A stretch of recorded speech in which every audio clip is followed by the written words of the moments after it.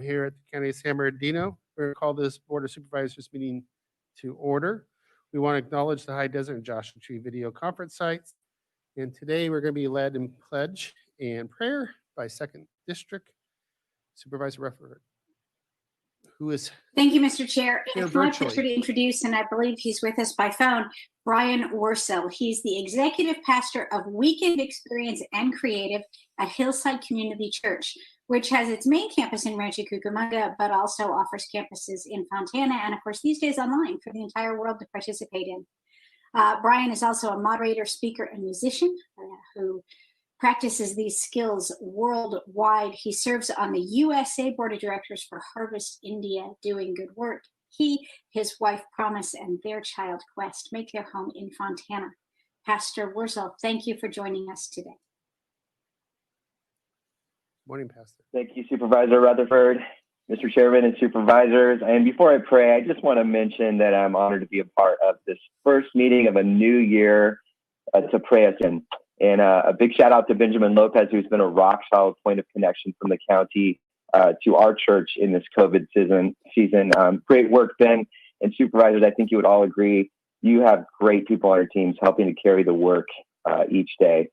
And thank you, Supervisors and your teams, for all the work that you do day in and day out to make San Bernardino County one of the thriving gems of Southern California. Truly a great place to call home. And if somebody hasn't told you all lately, your work matters so much. And as one of the leaders here in the community, we're so grateful for you. And especially in this unprecedented past year, thank you. Leadership's a tall order in any season, but this has been a season with unique challenges for anyone in leadership roles and those of us making decisions. So just be reminded today, God's appointed each of you to lead in this time and for this moment. And we trust you to do just that on our behalf in this new year. And on behalf of Hillside Community Church, we're just cheering you on and continually praying for each of you as you lead this great county. So in fact, let's pray together now. 2021, big, deep breath. Here we go. God's got this and God's got us. Let's just take 10 seconds really briefly and just let that sink in today before we do anything else. God's got this and God's got us. Creator God, we give you thanks for another day to have life, breath, and the ability to offer what we have to love this world and this community that you so love.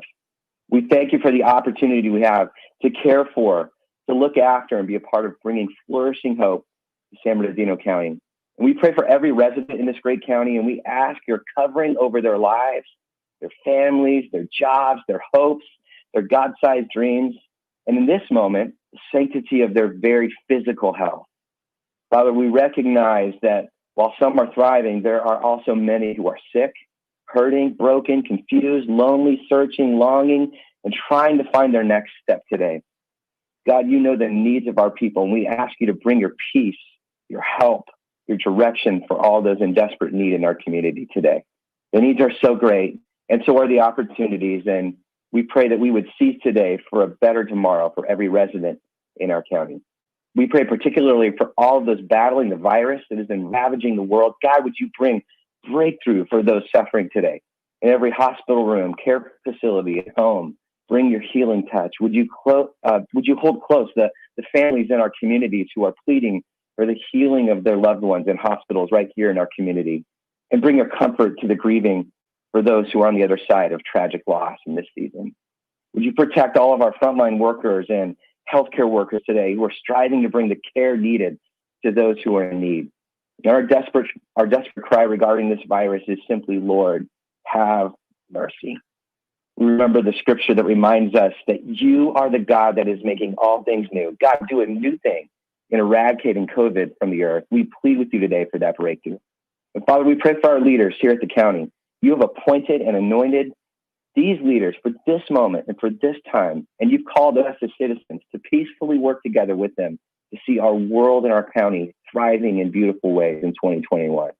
We thank you for all of our county supervisors, county employees, public safety health officials, and those who are constantly working to make this county an amazing place. We lift them to you, especially as they do their very best day in and day out, tirelessly working to manage the great tension of so many important decisions within each day and each season. Fill them with uncanny wisdom, trusted counsel, guide their steps, renew their joy in this tireless season, and give them each a fresh energy to the work they've been called to here and now. Help them to know your voice. Give them your eyes, your heart, your kind of love that can propel a little more of heaven here on the earth. We lift each of them to you today as they lead, guide, and make decisions on our behalf. And we also pray for their teams, every single one, working each day behind the scenes to care for and love this county. Bless them, help them, guide them, lead them.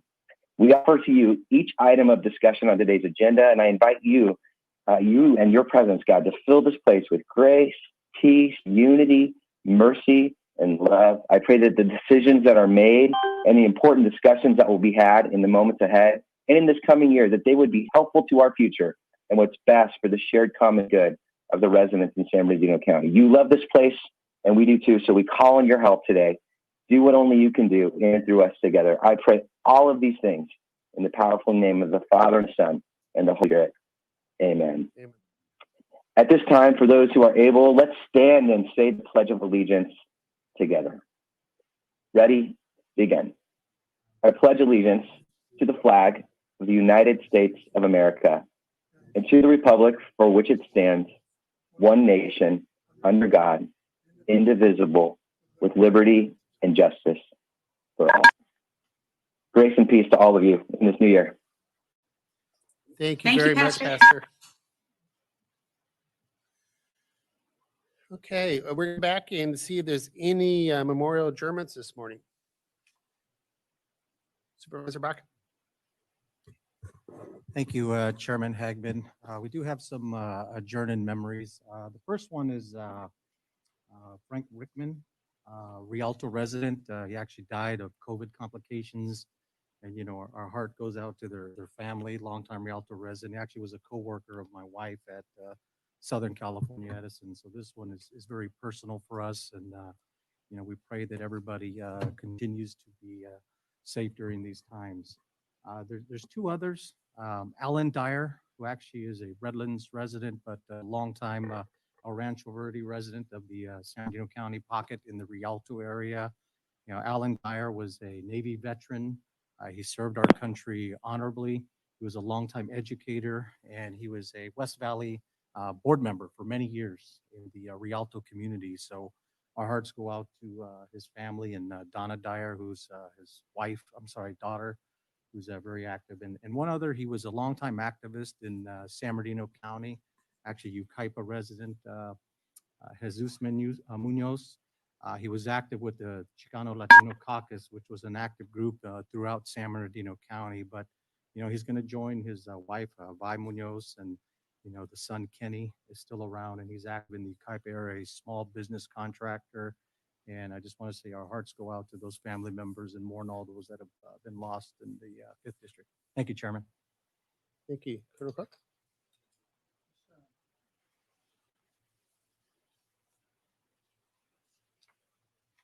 Yes, I want to acknowledge Glee Hikes, 97 years young, Apple Valley / Victorville. She was a longtime advocate and philanthropist in the high desert, founded the Assistance League of Victor Valley in 1979 to help children in need in the local community.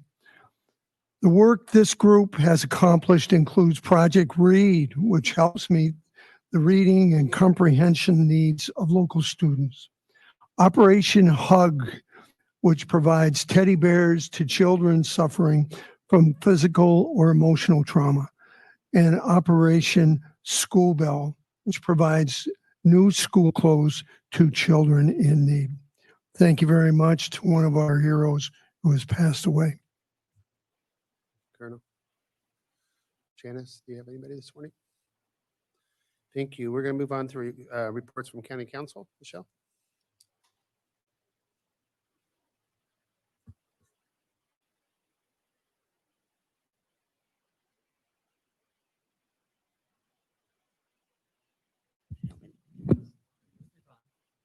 Now it's on, sure. Michelle and technology.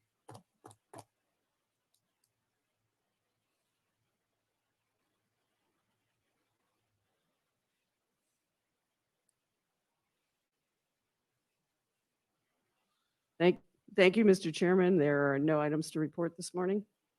Thank you, Mr. CEO. No items to report. Thank you. Thank you. We're going to take the COVID update in regular order today. Is the first meeting of the year. So we have a consent calendar items 2 through 53. On the poll 17. I just And- need to announce that there's no changes for today's Thank you. agenda. Thank you. Anybody else like to pull any items at this point? Seeing none, this is item number 17 for modification. I'll entertain a motion. So move. Moved by Supervisor Baca, Second. second by Supervisor Rutherford. We have requests to speak on the consent items. We have one, item number 26, Nancy Richardson.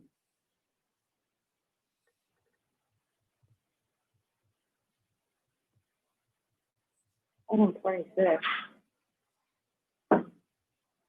Excuse me, if I could ask those that are on the phone to please mute. Thank you. She's not here. Last call for Nancy Richardson. Once, going twice. All right, we have motion and second. All those in favor of consent items? Aye. Aye. I need to take a roll call vote. I'm Roll call sorry. vote, sorry. Supervisor Cook? Supervisor Rutherford? Aye. Supervisor Rao? Yes. Supervisor Hagman? Aye. Supervisor Baca? Aye. Thank you, Mr. Chair. Thank you. And Bill, were you able to get the language that you need to substitute for a deferred item? And when that, would you like to present that?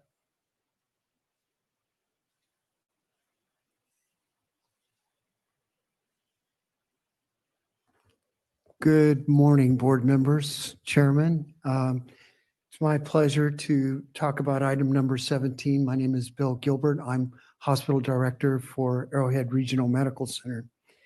This item is regarding additional pay to our, I'll call them heroes as well, that are on the front line taking care of our patients as we continue the surge and anticipate the surge upon a surge. So in addition to the requests outlined in item number 17, we would like to add an amount of $10 million available in June as a retention bonus to be distributed fairly and through our conversations with our unions to those that are on the front line. Thank you, Bill. So just so I could modify, what we're doing is taking item number 17, we're adding an additional budgeted amount from authority of $10 million for your negotiating team to work with our staff and their representatives going through these COVID times for the next 6 months. Yes, sir. I'll make that motion. I'll entertain a second. So moved. Second. We got a second with Supervisor Rao. Any requests to speak on the public on that item? No, sir. No, okay, have a roll call vote, please. Okay. Supervisor Cook? Supervisor Rutherford? Aye. Supervisor Rao? Yes. Supervisor Hagman? Aye. Supervisor Baca? Aye. Thank you, Mr. Chair. Thank you. Thank you. Motion passes. We're going to move on to deferred items. First one's number 54 by Supervisor Rao. Thank you, Mr. Chairman. I had asked to present on this today because after looking at County Policy 02-02, I had several things come to mind, and I appreciate the opportunity for you to allow me to bring this forward. So our policy right now serves as a guide to determining the rotation of the chair and it has been in place since 1970. Specifically, policy 0202 states that the office of the chairperson is to rotate every 2 years and that no chairperson shall serve 2 terms in succession. And I would propose that we suspend that policy today for the following reasons. First and foremost, I think our chairman has done an exemplary job during COVID. The other consideration too is that the policy, it states that the next chairperson is determined on the seniority of the members who have served on the board for a minimum of 2 years and have not served yet as chairperson. So according to that scenario, I would be the most likely chairperson next on the board. And I look forward to that honor someday, and I would look forward to leading the county and this board. I have not even had the opportunity to serve as a vice chair, and I would enjoy some more time in rank if the board chooses to go that direction. And I think primarily during a pandemic is not the time to change leadership. I think Supervisor Cook will understand battle rhythm and op tempo. And we have had a significant op tempo increase during COVID. Chairman Hagman and I have had opportunities to meet with our outside foreign partners. And what he has been able to negotiate in terms of PPE and getting it in and having the status as the chairman of the county has enabled him in part to be able to have those negotiations be successful. I have had the opportunity to see him implement our COVID compliant business partnership program, tremendous leadership all the way around our skilled nursing task force. So Chairman, I commend you on your continued leadership. And it would be, I think, in the best interest of the citizens of San Bernardino County and our board if you were given another opportunity to serve, to continue your leadership during this pandemic. So I would ask the board for comments and considerations to suspend the policy. Thank you. I'm embarrassed. Sir. Well, I'm going to embarrass you more.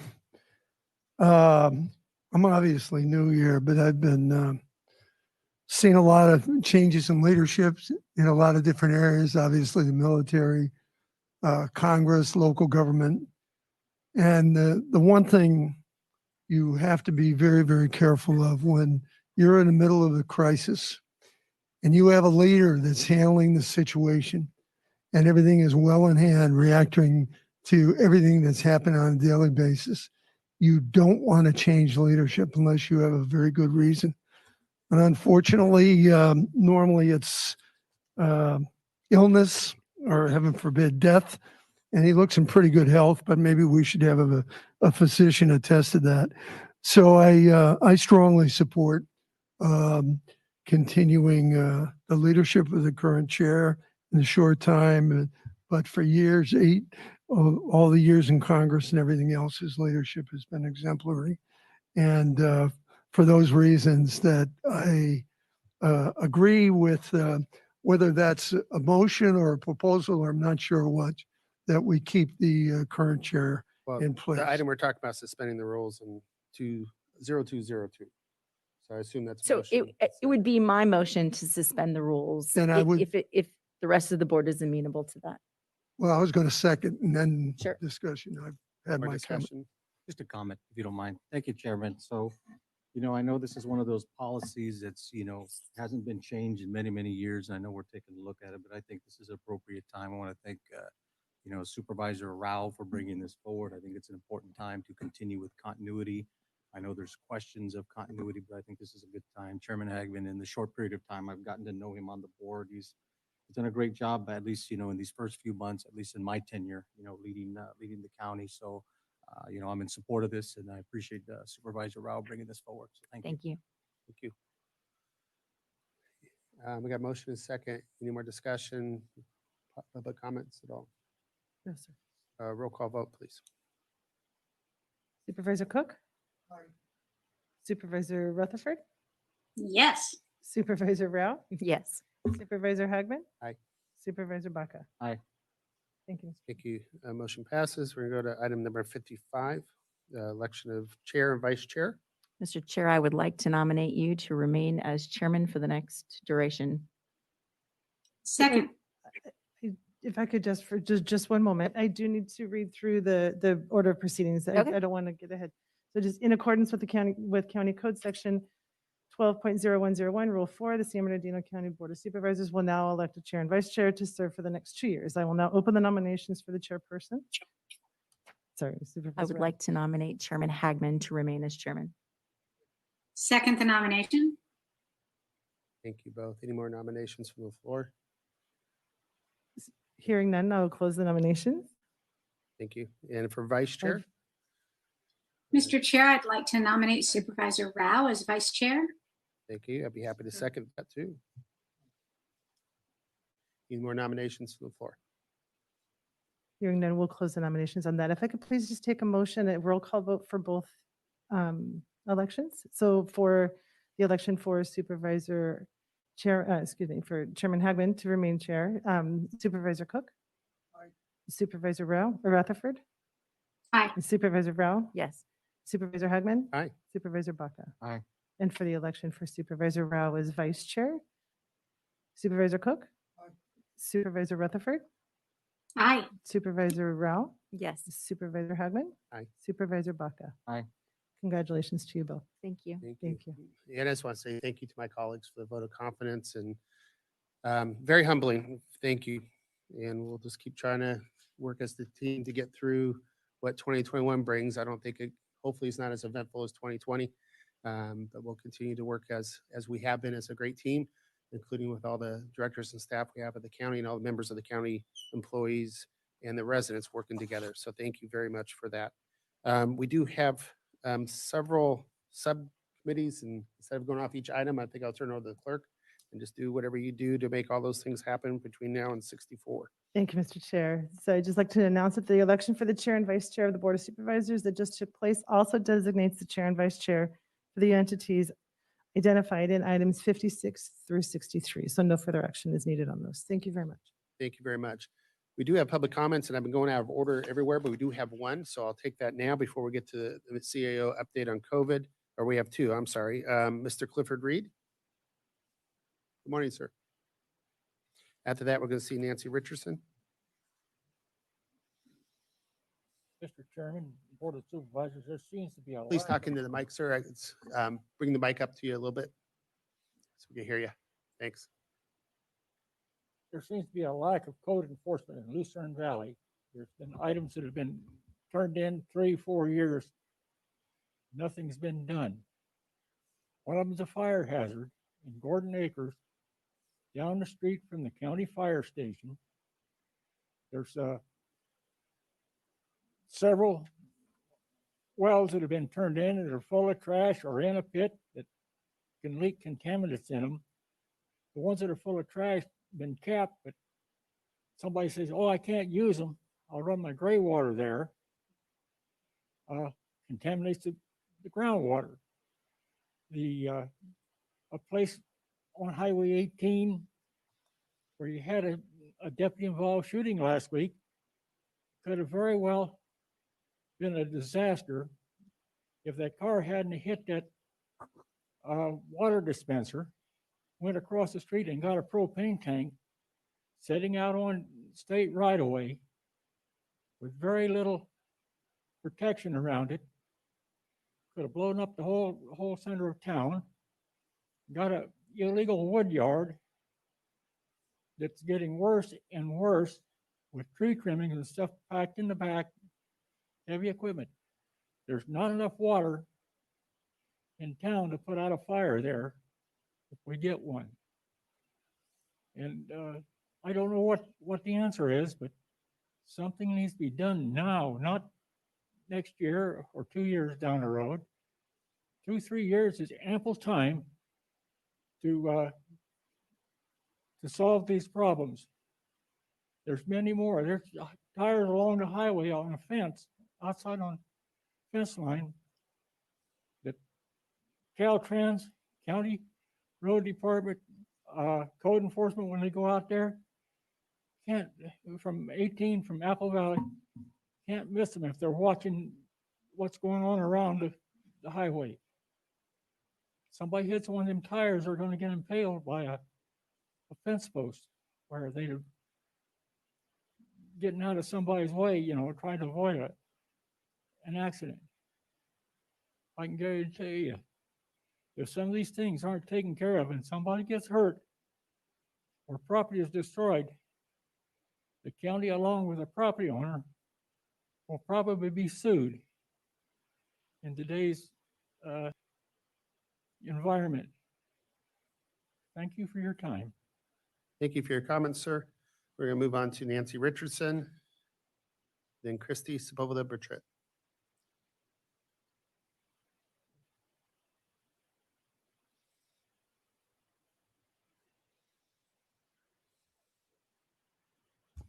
Good morning, Nancy. Good morning. Happy New Year.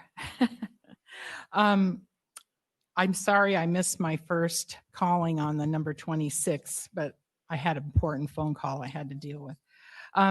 First of all, I would like to mention that the restaurants on the mountain, especially in the Running Springs Arrow Bear area, are completely scared to death about doing anything about serving people out from the snow inside. They just, for some reason, they're still getting hassled.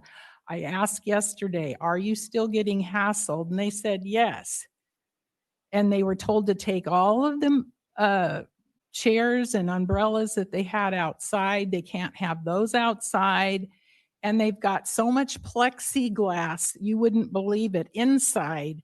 It seems to me like somebody needs to go around these mountain communities and tell the people that as long as they are abiding by good sanitizing and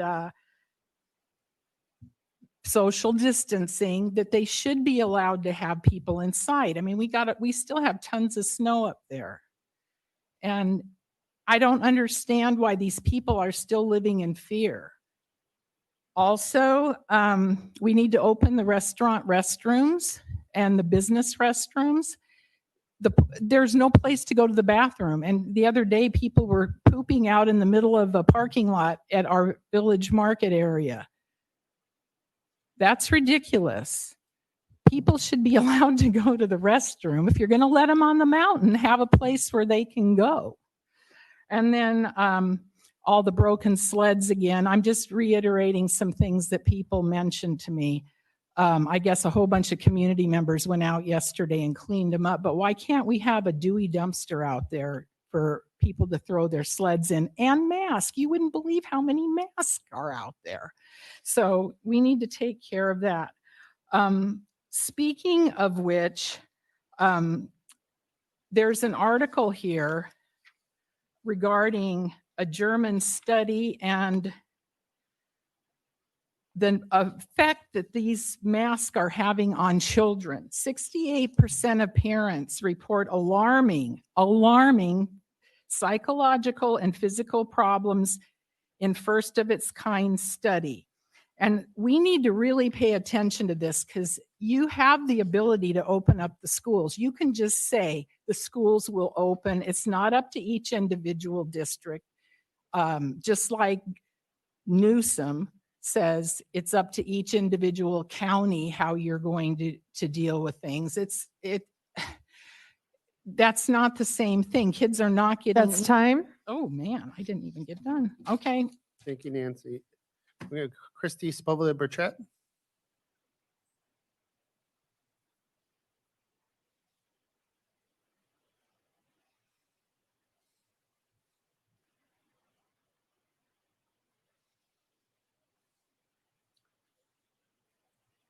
Good morning.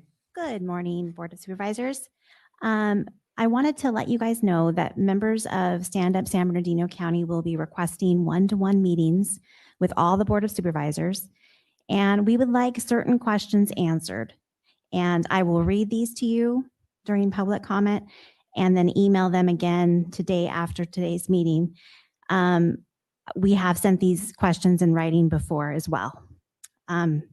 What labs and vendors is the county working with in any capacity for testing, tracing, and other activity related to COVID-19?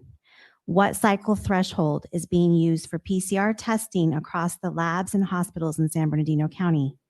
Do you keep data on false positives and retests? And if so, how can the public access this information? What other tests are being used aside from PCR tests? What current treatments are available to treat COVID-19 patients within San Bernardino County?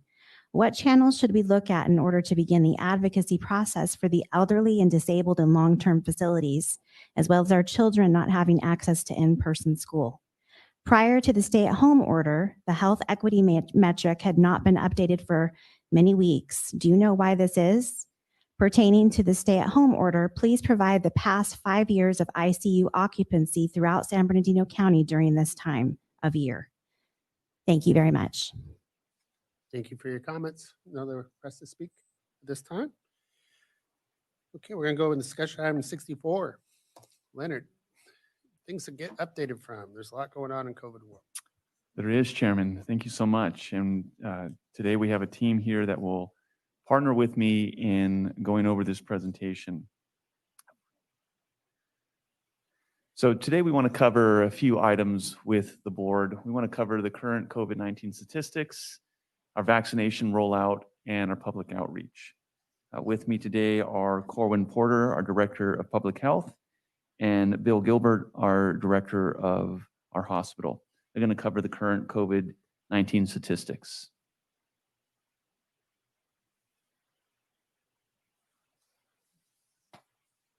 Good morning, members of the board. It's a pleasure to be with you this morning and be able to speak about this.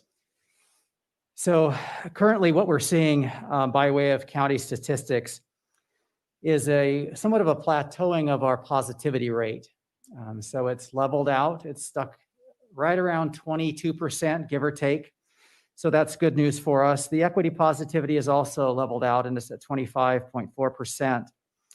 The case rate has seen a recent drop, but we're also experiencing the impacts post-Christmas with the 7-day lag and the 7-day average that's reported. So it was not too unexpected that rate were to drop. Where the surprise came in is in the adjusted case rate. The state modified the state testing median. It's effective today, but was posted in our data yesterday. That new state median has gone up and is just above 400 now, around 447. And so what that has done is elevated the adjusted case rate substantially. And so from the slide, you can see that it had been a little bit lower, but due to the change in the state testing median or the multiplier used to get the adjusted rate, it has gone up. Our testing volume has gone down, but that also was expected following the Christmas holiday with some testing sites being closed for a couple of days. The good news on the testing front is we are doing a lot of testing and those numbers continue to go up, and we'll see that once the holiday season passes in our numbers. But there's been a lot of capacity built in to handle additional needs. The other thing I wanted to point out is that the deaths, we continue to see a number of deaths stemming from the surge that we are seeing throughout the county. The only positive thing I can report relative to that is the most recent reporting, the number of deaths has lower than the prior week. We're hoping that some of these stabilization in the numbers and a little bit of the decline is actually going to stick with us. We are expecting to see numbers this week. If there is a surge from Christmas, it'll show up in those numbers. And so we're watching those very closely. Hey, Corin, just you can refer to that. I mean, we predicted patterns after holidays. And is it 7 to 10 days, 7 to 14 days? When do we see the peak from the Christmas holiday and maybe from New Year's? Sure. We start to see it anywhere between 7 to 10 days afterwards. And so we're right at that point right now for Christmas. And so, yeah. So any day, if there is a surge, it will start to show up in the numbers and we'll be updating on those numbers every day. And the state adjusts their numbers. It's been a frustration of ours, how they keep trying to grade the county's testing and positivity rate by constantly adjusting those matrix. Can you go in a little bit more on the adjusted case rate, what that did? Right. So the adjusted case rate is based on the volume of testing. So the state sets a state testing median. Our county, up until this adjustment, was meeting 2 times the state testing median, which multiplied our case rate by 0.5, cutting it in effect in half. And so because of our testing dropping right after Christmas due to those 2 holidays, and the change in the testing median, it dropped our adjusted, or excuse me, it elevated our adjusted rate up because it was no longer multiplied by 0.5. It was by 0.6 or 0.7. So that was the difference there, and that huge basically numbers manipulation. It's not really indication much besides the state trying to. That is correct. It's not a true reflection of anything happening on the ground in the county. Sure. I have a quick question. So did the state give a justification for why they changed why they increased the state testing median?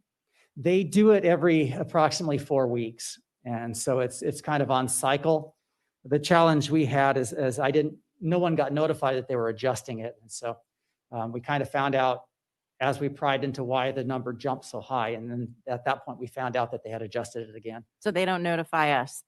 They tell us what to do, we do it, and then they change it. Right. And I think they expect us to track it on the calendar every 4 weeks. And so I'll probably have to start doing that so I can give you guys a heads up and anybody else that it's probably coming again.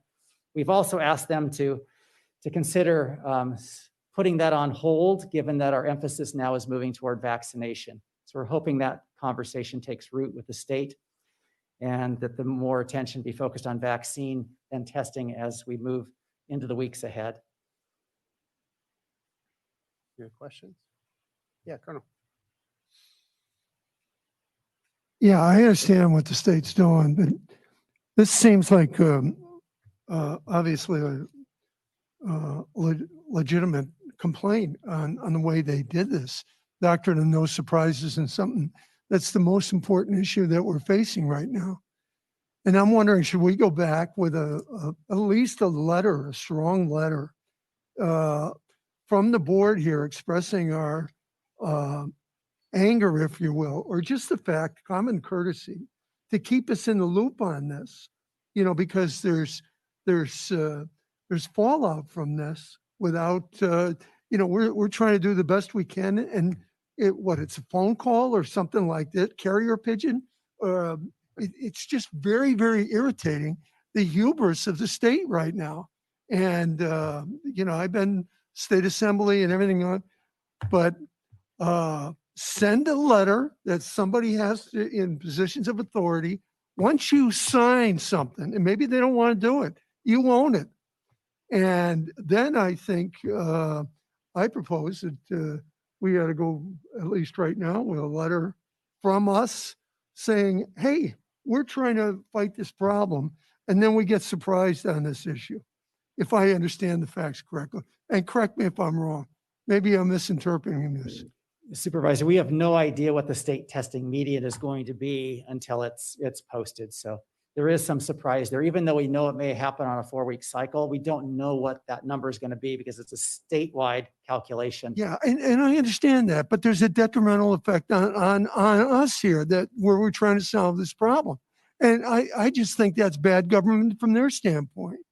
And I don't want to complain or anything like that or individuals, but how are we going to keep us in the loop when we do something wrong? Boy, there's going to be a bad letter that come and retribution and everything like that. So I'm a little irritated. Maybe I'm, I don't know.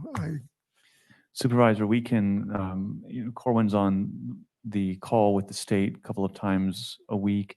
We can definitely make it a point to express from our county standpoint our growing frustration at some of the lack of information and lack of awareness. It would not be, our county would not be unique in expressing that. Many of the county chief executive officers throughout the state are working with CSAC and other groups to try and ask for a higher level of communication information in advance notice, as these things do affect the way we have to approach certain situations. Professor Baca. Yeah, thank you, Chairman. I had a question. I know we're looking at the positivity rates, and yeah, I'm not so concerned with the issue with the state, but my biggest concern is what areas in the county have the higher positivity rates as you're looking at your numbers and statistics? Sure. We see some fluctuation in that every week when we pull the data and send the reports out. But consistently by far, the more urban areas, those that have more challenges in their community with poverty and things like that, are definitely the hardest hit. And so we're seeing consistency in our more urbanized areas of the county having high rates, and that has been fairly consistent for months and months on end. So in your district, for example, Supervisor, you know, we have cities such as Rialto and Colton and even parts of Bloomington that struggle consistently with their numbers, and so they have high numbers. Yeah, I think, you know, one of the things we have to do is we have to do just really got to amp up the education. So a couple things I think we need to do is one of the things about the 5th district is we have a high level of Hispanic population. So I think we need to start getting the message out in English and Spanish. So I think that's one of the things we need to work on. I think we need to do it also on our website. A couple things. One of the things that's fearful in these socioeconomic communities is there's this lack of education, there's fear, understanding, and I think we have to do a better job getting to those communities And I looked at our county message, and I know the message, which I don't disagree with, is, let's do everything we can to test so we can open up the economy, which I don't disagree with.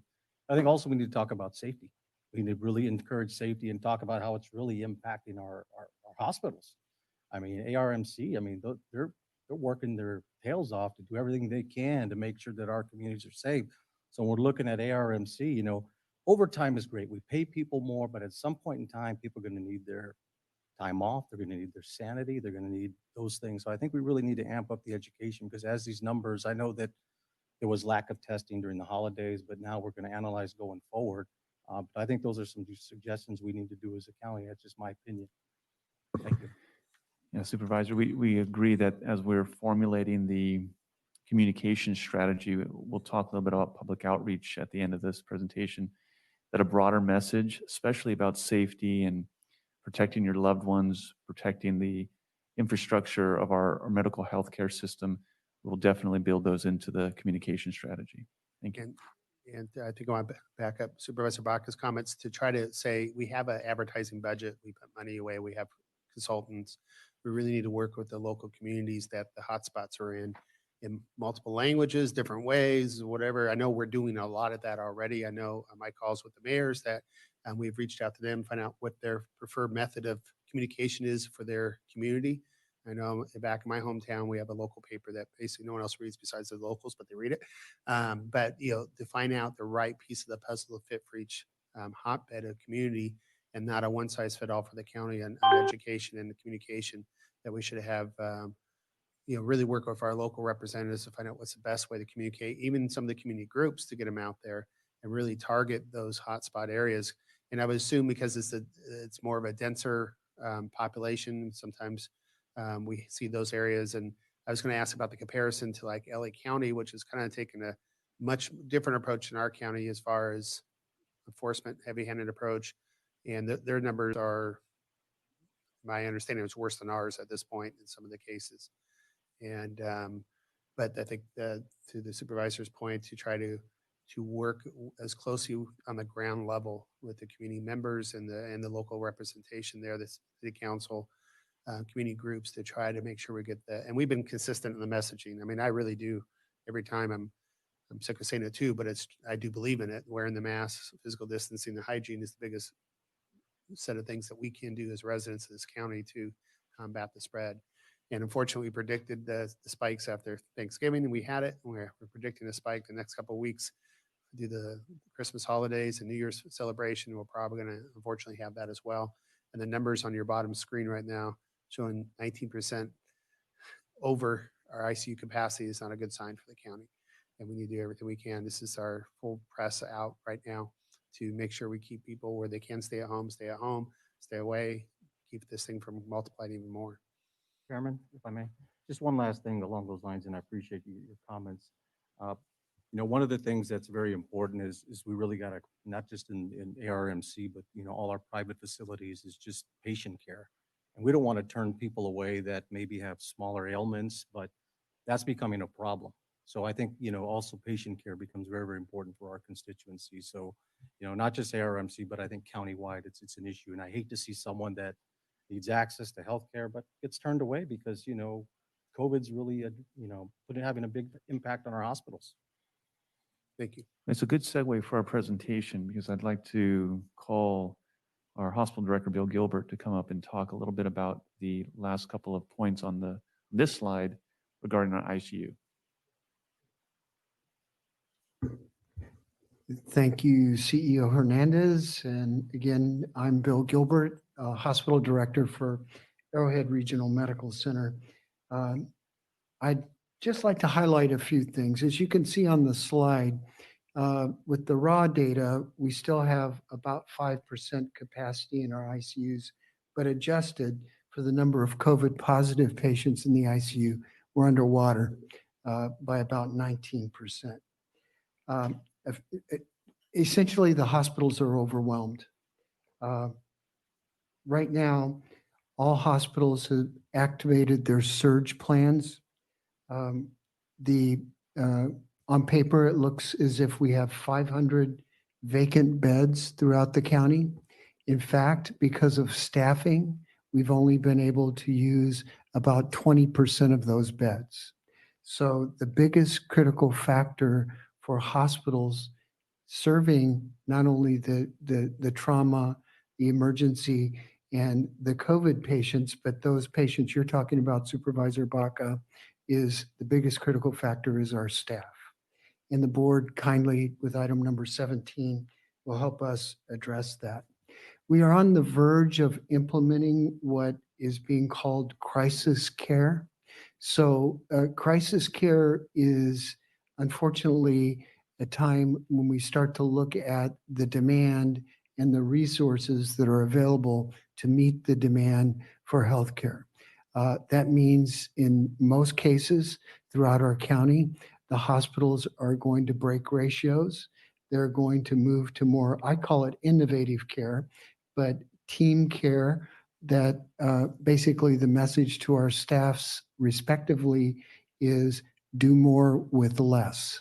We expect that there will be another surge in the next few weeks, and we're seeing that already in our emergency rooms. Aside from that, I'd just like to mention that we have been successful in securing resources at Arrowhead. We did receive 25 nurses from the state, which is helpful as well. The Department of Defense allocated 17 personnel to Arrowhead. 4 of those were physicians, 2 intensivists, 2 family medicine doctors. Half of the other, whatever that number is, 12 are nurses. Half of those are critical care nurses. So we are asking for help. We're getting help. And by contrast, we asked for 280 personnel, and now we've received somewhere around 45. So incrementally, we're making some progress. We have met with the state in person just as late as last week. And honestly, I don't see much more coming from the state in terms of resources. So our hospitals will be using our crisis care protocols to take care of those patients that are coming in. Bill, I was going to just a couple quick questions. I know we have a National Guard as well as the federal military has resources. We know that for a fact. Any indication why the state hasn't called upon those resources more so than they have? No, sir. All I know is that we did receive those 17 personnel from Department of Defense, which are both Air Force and Army, and have been very helpful to our teams. A complicating factor, of course, is the fact that our employees are getting sick. And because of the protocols, they have to quarantine for at least 10 days. So we are facing that as well. So it's almost as soon as we get more staff in, there's staff that leaves. So it's really a balancing act, and it's going to be very, very critical over the next 3 to 4 weeks how we get through this in a safe way. And honestly, I will tell you at Arrowhead, we have not sacrificed our commitment to quality. So we continue to provide the quality care, and we'll do it a little differently maybe, but it's still there. So. Thank you. And just one last one, Bill. Oxygen tanks or whatever. Yeah. I've seen a lot in the news on that. I've seen news on the state level that the governor's purchased quite a bit. But we've got any of those resources coming in to our county from the state? And is there any kind of infrastructure improvements we could be doing as a county to help support our healthcare providers? Yes, sir. Very timely question. The Army Corps of Engineers is going to certain hospitals that are having infrastructure problems. I won't name names, but there are at least a couple of hospitals where they've benefited by that visit. We are working with the state for additional supplies of mobile oxygenators. Right now, hospitals essentially were not designed for this kind of demand because the main treatment for our COVID patients is high flow oxygen. So that kind of demand that, for lack of a better term, the pipes just aren't big enough to provide the flow of oxygen necessary. So we're looking at mobile oxygenators, working with our partners with ISOMA and through the Mohawk to get those requests in place with the state. Any questions? Mr. Becker? Just two questions. I guess one, I know that, manpower or, help getting in there's a challenge, and I'm glad, the federal government and the government have been able to help, not as much as we want, but just on an HR side, are we cycling in new nurses as we speak? And then I guess the timing of that and how they're Yes, sir. coming in? We are. The market, though, is really getting out of control. There is a nationwide demand for nurses, especially experienced nurses or critical care nurses.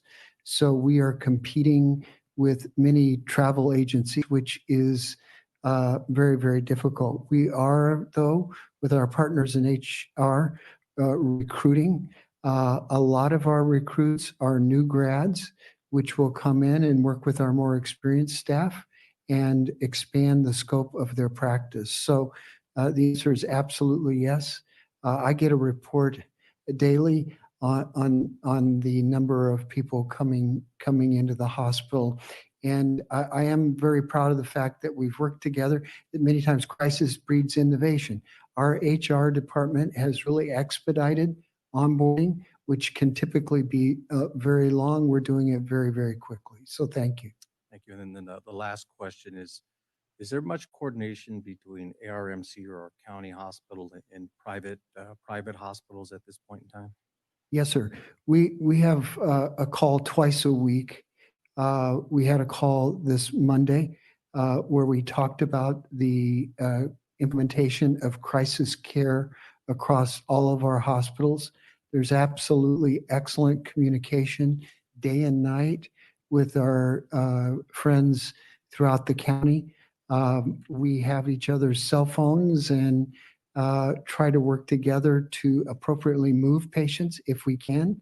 Our challenge has been that all the hospitals are full and there's really no place to go as our hospitals are being impacted. For example, the high desert is very impacted, and we're working hard to help them manage that kind of demand. Okay. Thank you for the update. Yes, sir. Appreciate it. Any other questions? Leonard, move on. Thank you. Thanks so much, Bill. The next slide, we have an overview of the vaccination roadmap. We will continue to provide updates to the board as the state provides more details, and those details to define some of the tiers and place the different groups in an order. We have here the vaccination rollout, the phases of vaccination allocation and current county vaccination level. Gives you a little bit of an overview as to where we're currently serving and where we're at and where we're headed. And obviously some of this is very new information that's forthcoming. The overall approach is the team that's working on the vaccination will continue as we get greater understanding from the state to get broader information out to our stakeholders, those that are in the phases, the tiers, more advanced notice. I think the team has done an extremely well job of operating in this environment with information coming sometimes on a daily basis. For example, on Sunday, there was a emergency call with the state for state public health, which our vaccination team was on, getting that information and helped us respond Monday in the implementation of some of the vaccinations. With me today is Andrew Goldfrack, and he is the Chief Operating Officer of Arrowhead Regional Medical Center. And he's also functioning as our vaccination captain. And so he will walk us through some of the components of the vaccination rollout.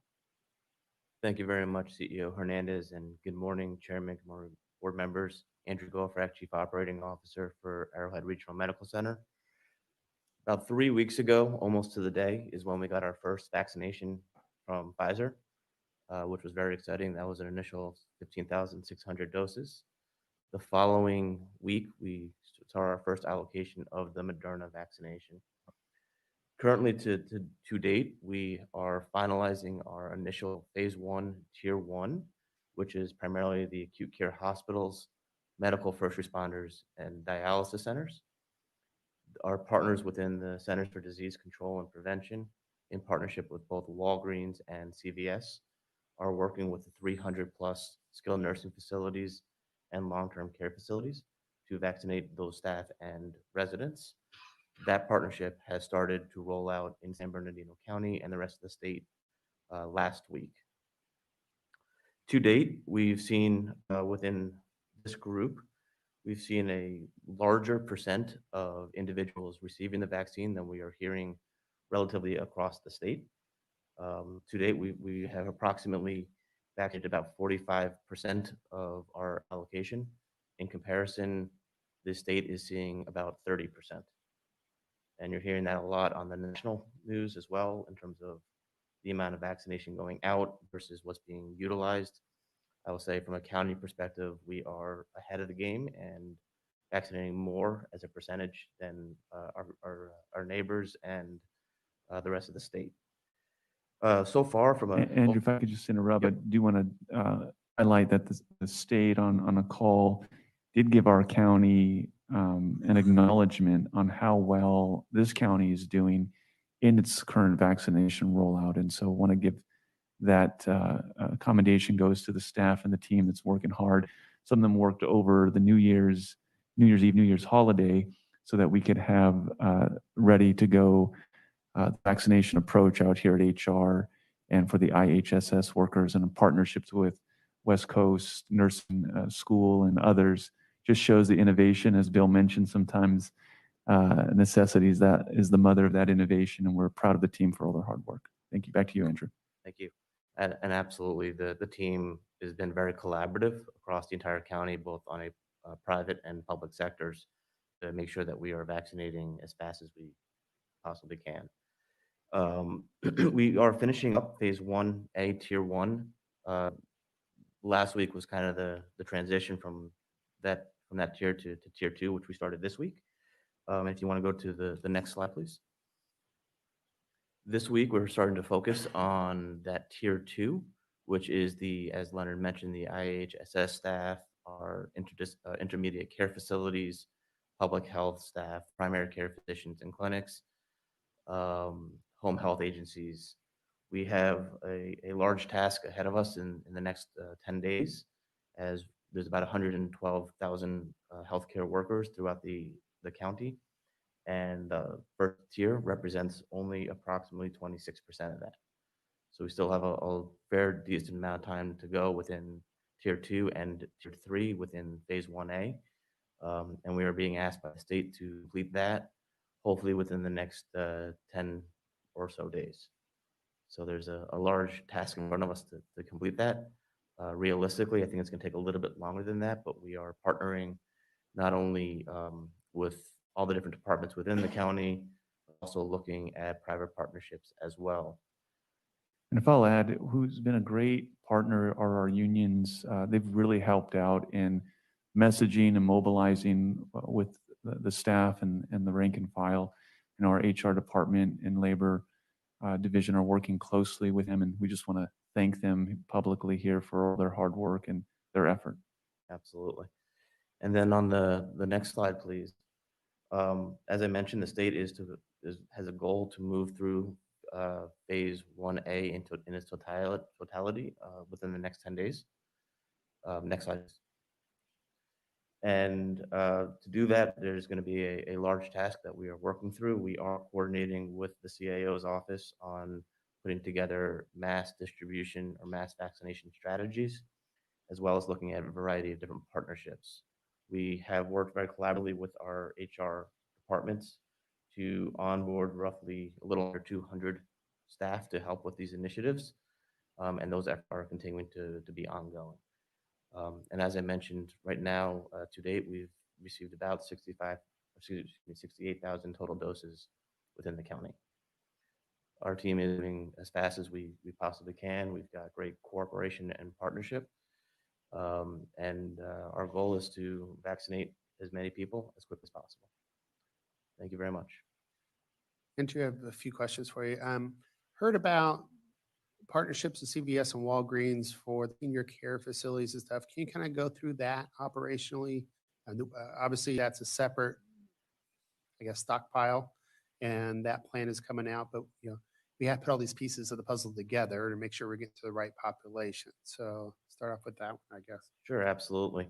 So as we were beginning the planning throughout the state and throughout the country, CDC and Walgreens entered into a partnership with CVS and Walgreens entered into a partnership with the CDC and reached out to all the different skilled nursing facilities and long-term care facilities within the country. Those entities were able to either opt in or opt out if they chose, as well as choose whether they wanted to partner with CVS or with Walgreens. Within the county, a vast majority have opted in. The few that did not are part of other hospital systems and affiliated with those acute care facilities. That rollout is very comprehensive in the sense that the total allocation that comes from the state or comes to the state from the federal government on top, the allocation for the skilled nursing facilities and long-term care facilities gets deducted from the state.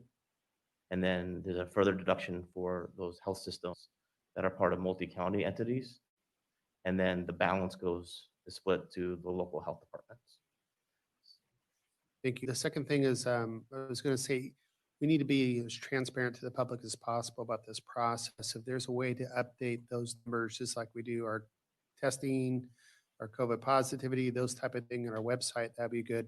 And as we get out of these organizations, right now it's probably not, I wouldn't say simple, but easier than it will be when we start getting to groups without organizational structure.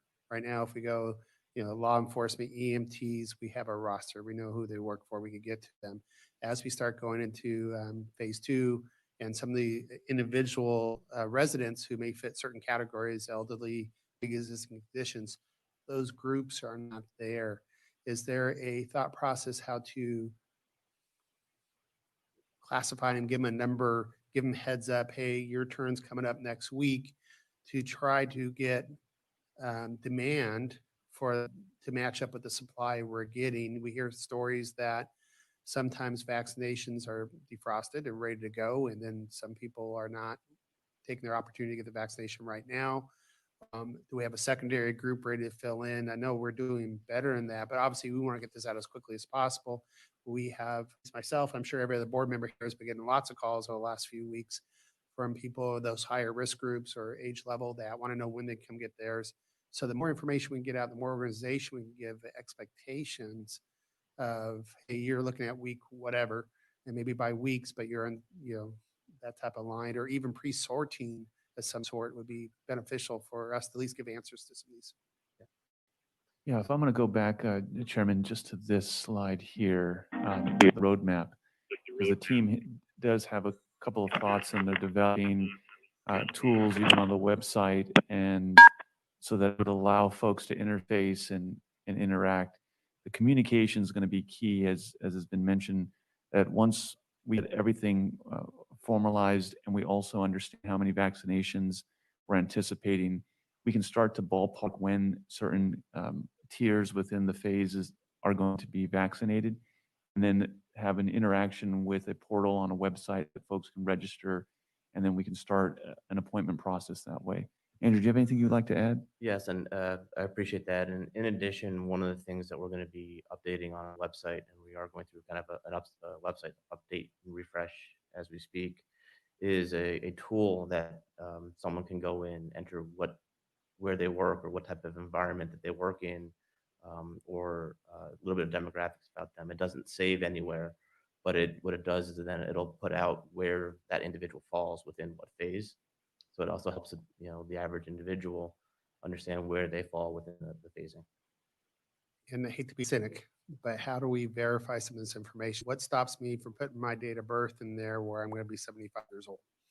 So that I look like it sometimes. So That information on the website, that would just be more for personal information. That's not or for you to know where you fall. That doesn't tie into opening up a registration point for that person. It's just more of a Okay, general so it's awareness. just, it lets them know from Correct. the Interact website. But when you actually start giving these things out, you get to tier 1A, tier 2, 1B, tier 1, those are a little harder to find. If I define a childcare, you could be a licensed childcare provider, but I could also be the lady down the street that I'm watching multiple families. How do we figure this stuff out? Without getting into personal information, how do I know I have a pre-existing condition, but I don't want to share that? Sure. These are all the questions. I know we're getting more guidance from the state. I'm just wondering, how do we sort this to make sure those are trying to get those who really need to get it out there as soon as we can? There's a couple of, as we get later on in the phases, so phase 1B, 1C, there'll be, in addition to the county's distribution points, there will be distribution points all over the county, similar to what we'll see with the flu shot. You'll have pharmacies, clinics, medical providers. And I will say that the team's still working through the mechanics of what's the best way that we can prevent what, Chairman, you're describing as maybe line jumping or information that's not accurate so people can get vaccinations. We're going to try to build it so that we can handle as many people as possible, working with all our partners, public and private, bringing them to the table so that it's a broad distribution. And within those environments, for example, some of the pre-existing health conditions, well, the medical providers are going to know that information and they'll be able to handle that. And we'll be able to take a look at how do we filter out and make sure that we're giving vaccinations to those that it's appropriate at the time. The thing that's going to happen is as the vaccination amounts increase, the distribution, we'll start to see us triggering different tiers, almost, I forgot the expression the team has. Parallel?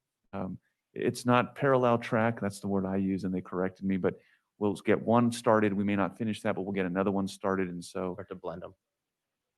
subsequent but concurrent. And so we'll be working those through because the goal will be not to have any bottlenecks on getting it out. It'll be distributing and getting it to as many people because we don't want to have the problem that other counties have had, which is a huge storage of vaccinations and not the distribution of them. We want to distribute them out as quickly as possible. Oh, great. Thank you. And one last question. I'll turn it over to my colleagues here. For Bill, a lot of things in the news lately, 50% dosage. What happens if you do get the vaccination? How they make sure they get the second round on time? Is there a window of opportunity for that only? And third, if you do get your second course, can you still be a carrier for the virus to pass on to someone else, like that type of thing? Those are questions been asked me, and I don't know how to answer them yet. So if you don't mind, Yeah, please, I'll Matthew. address. So in relation to the first part of your question, it's as we're phasing in the doses of the first shot, and then for Pfizer the 21 days, and then for Moderna 28 days, and getting the second shot, we're still trying to make sure that we're keeping all the current precautions with our healthcare providers. So it's important that as they get their shots, that they continue following our guidelines. Understand. I'm wondering, I guess logistically, if we use all 30,000 vaccinations today and the state and whoever says you're going to get your other stuff 4 weeks from now for shot number 2 and they don't show up, does that have to start over for that patient? Do we have any data on this yet? Do you have a certain window of time for the second shot? Otherwise, it's not effective. Yeah, we're being told right now there's about a 5-day plus or minus window for the second shot. We're also being told, based off of the science, that it's not likely to start over again, even if it's outside of that 5 days. It just may not be as effective. So even if it's a couple weeks later or a month later, we'll still go ahead and give the second shot and not necessarily start over again. I understand this is all speculation. We don't have all the science on it, but I'm just wondering if you do get both dosage, and are you still a potential carrier for your family and other members? I understand the policy at the hospital still take all the precautions. I get that. But how do we message out to our residents who start to get these shots later on that you're not, you may be bulletproof, but you still can be a messenger or carrier for people who are not bulletproof yet for the COVID. Yeah, and our Or is next, that truth? I don't know.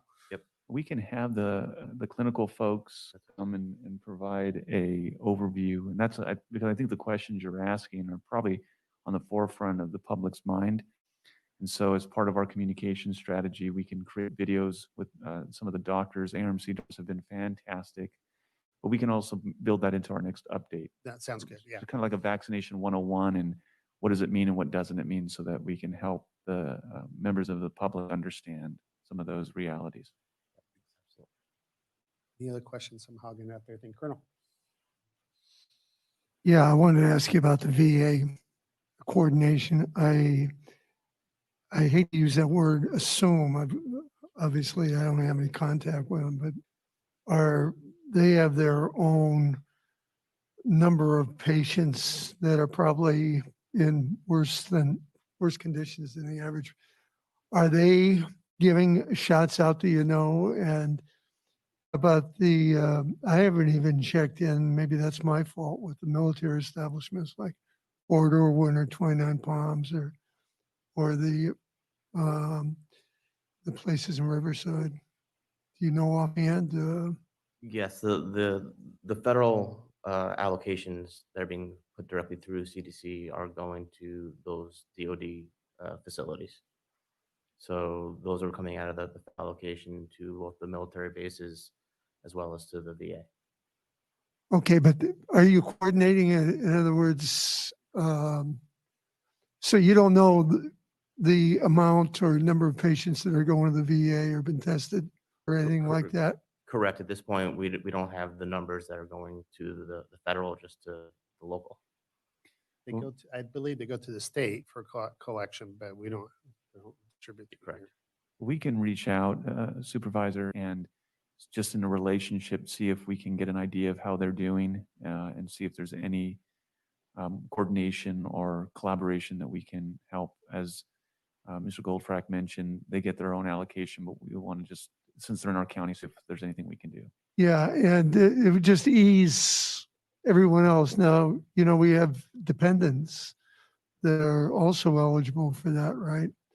With the bases in my area and Don's area, and some of the others in the more Riverside, but it blends over into San Bernardino.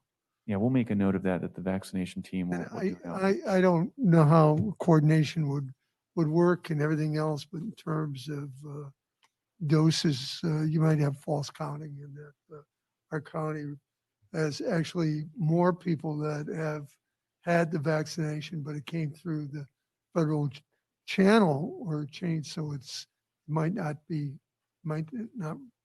reflected in the totals.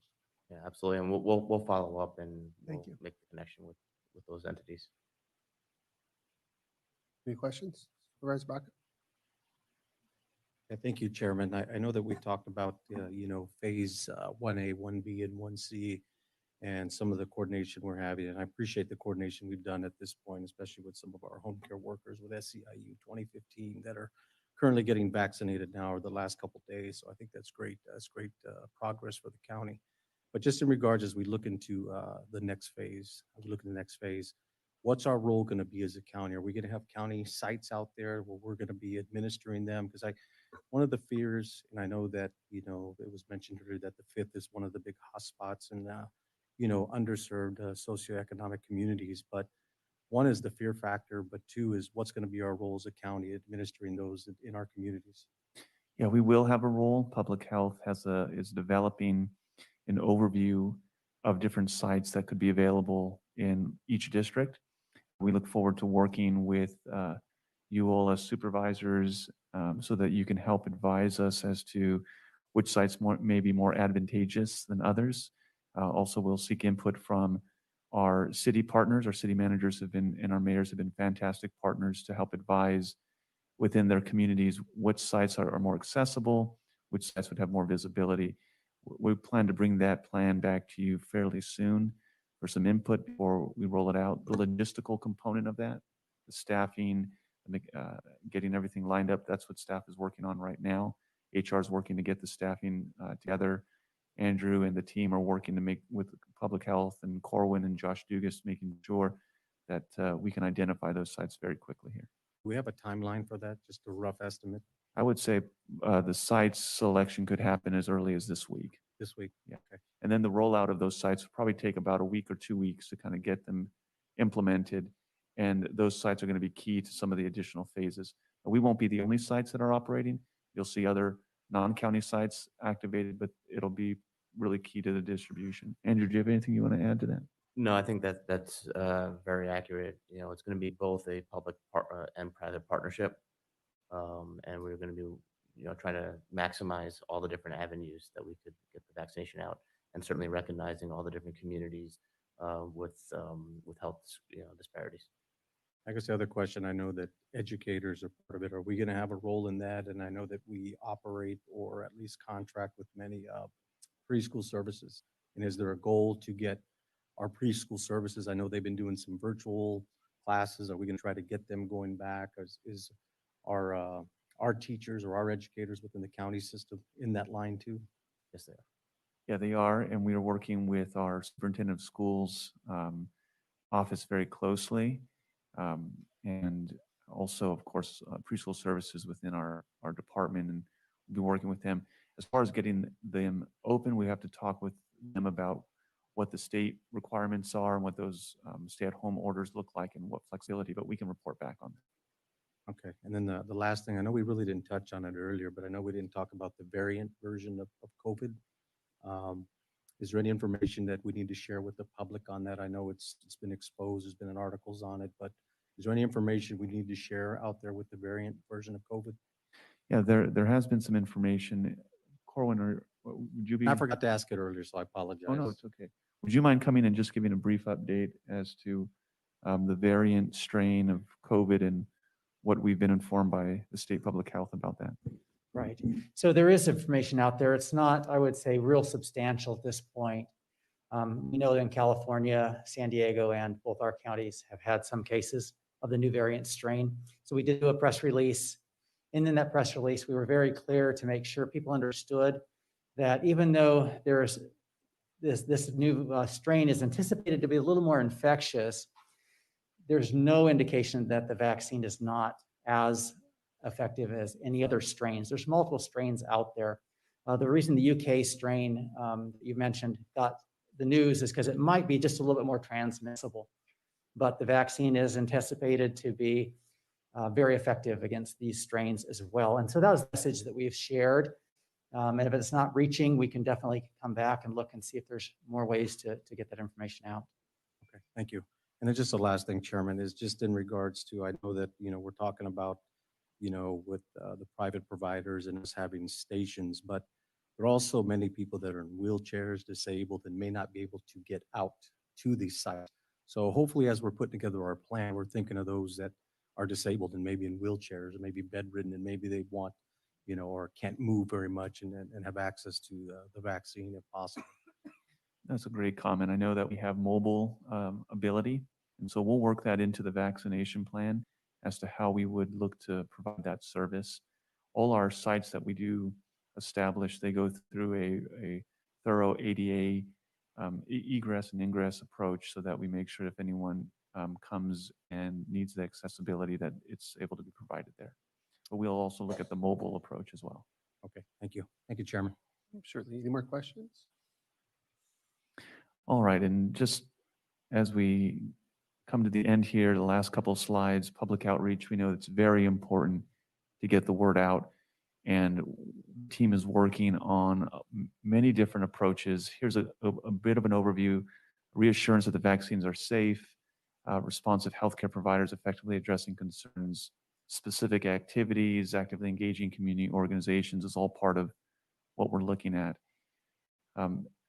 And then also looking at our outreach to underserved communities, which is going to be a focus. And for the sake of time, I won't go over all the details, but you have it there. The team is starting to work on that. The team also has a focus group of city managers that we're working with, their input. We're continuing to reach out to your offices to get what we call trusted communicators, folks that will help communicate the message beyond what the county can communicate. If you have any of those contacts, you just please forward those through, and we will make sure we get them to the team so that we continue to develop this. We will have a communication plan and share that broadly over the next several days as the final components of it come together. But we want the board to know that outreaching, doing things in multiple languages is going to be a big part of our effort to make sure that everybody who needs this important information has access to it. And with that, Chairman, we just want to encourage folks to wash their hands, cover their face, maintain physical distancing, and of course, stay at home if they're sick. Thank you, report. We do have a couple of requests to speak on this item. Nancy Richardson. Then Norma Godinez.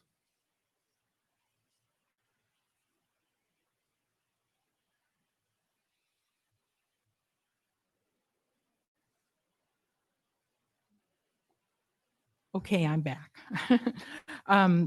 First of all, there's a lot of information out there other than what our particular government is telling us. A former Pfizer science officer thinks this whole thing is a complete scam. The mortality rate is so low and the illness is clearly not causing excess deaths. Hasn't changed much since the beginning of March is my contribution to that. We're still under 1% for the population, way under 1%. There are no excess deaths, he says. The same number of people have died in 2020 that have died in previous years. This simply wouldn't be the case if we had a lethal pandemic. You see me coming here every month, okay? Why am I not dead? The slight uptick in deaths is now being reported in the UK. They aren't due to COVID. Did you see the nurse the other day that came out with a megaphone and decided to quit her job because she couldn't continue on with the farce anymore? She said they had 3 people in there, but yet the UK media was saying how overrun it was. They've had 76 people die since the beginning of March. Not overrun. And she quit her job, and that's viral. You should look it up. Data shows the deaths are mostly due to heart disease, stroke, and cancer, which suggests that there are excess deaths caused by lack of routine medical care due to pandemic restrictions. The PCR test is not a valid diagnostic tool. Way too many false positives. Virtually no one who is asymptomatic has the live virus. But when you run the test at a cycle over 30, meaning you amplify the RNA more than 30 times, you end up with a positive test. Those are all false positives. I don't understand why we're not following the science. Now, I gave each one of you one of these again from Melissa Melendez from Riverside County. I've asked repeatedly for somebody on your team to give us one of these, because this is very clear that the hospitals are not being overrun. I talked to a whistleblower the other day, and there are certain hospitals designated as COVID only, and I'd like to know which ones in our county are designated as COVID only, because people are being laid off in other ones, okay? The media is in a coordinated effort to show the busy hospitals, but other ones are just standing there saying, where is everybody? It's flu season. Yeah, we're up a little bit. But the other thing I wanted to mention is over half the healthcare workers in California are refusing vaccinations. Over half. Thank you for your comments, Norma Godinez and Christy Burdette.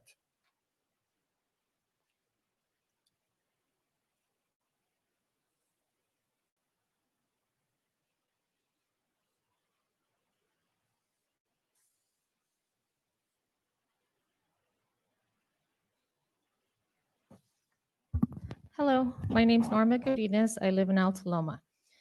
On December 17th, nurse Tiffany Dover from Tennessee fainted after receiving the COVID vaccine. She later stated it was not a vaccine reaction. An Israeli man dies hours after receiving the COVID vaccine. It was stated his death was not related to the vaccine either. A healthcare worker from Portugal died 2 days after receiving the COVID vaccine. Her father wants answers. At Condell Medical Center in Chicago, the vaccines were suspended after 4 employees experienced adverse reactions from the vaccines. They experienced tingling and elevated heart rates. 1 employee was kept for treatment and the other 3 were sent home. I found out yesterday a friend took the vaccine and can't feel the left side of his face now. Most likely Bell's palsy, and he will be following up with his doctor. These are just a few cases and most likely an adverse reaction to the vaccine. In Riverside, 50% of the healthcare workers have declined the vaccine. In Ohio, 60% of the nursing home staff have declined the vaccine also. A survey of New York firefighters found that more than half of them said they would refuse the vaccine. The most probable reason is the efficacy of the vaccine has not been proven. It takes about 10 years to study and show the efficacy of a vaccine. Surgeon General Adams stated on Fox 11 News that the vaccine offers only 2 months of immunity. Why take it then? He also stated that masks would still be recommended. Then why should anyone consider the vaccine if the guidelines would still be in place? On December 28th, WHO officials stated there was no guarantee the vaccine would prevent people from being infected with the virus or if it will stop the spread. Again, why take the vaccine if there is no prevention? Dr. Fauci reinforced the WHO statement. Dr. John White from WebMD stated, people who have had COVID will have immunity for a period of months or years. Unless you're living off the grid, you, as well as everyone else, will at one time or another get this virus. Immunity from the virus itself are much better odds. Mr. Hagman, at the last meeting, you were inquiring about a card someone could carry around to prove that they have received the vaccine. We should not have to prove to anyone we have received the vaccine in order to enter public places or travel. Even if you take the vaccine, you can still get the virus again. So why would we need a card stating that we received the vaccine? There is no point to that. Mr. Hernandez also stated that he would later recommend a policy approach to the vaccine, which means mandating the vaccine in the future. Not the federal, state, or local government should be making personal decisions for individuals. As with the vaccine, there should be an informed consent. People should be informed about the pros and cons of the vaccine, and then they should choose whether or not to take it. That's time. Thank you for your comments. Christy Burdett and then Philip Figgis.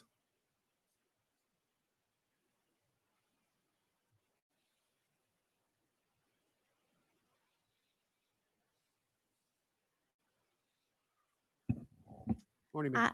Good morning. I would like to bring forward a couple of current journal articles. I will forward them as well to you all and follow up in writing via email.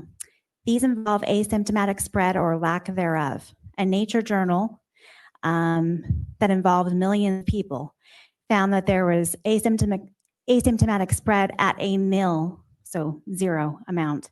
University of Florida researchers found no asymptomatic spread or pre-symptomatic spread.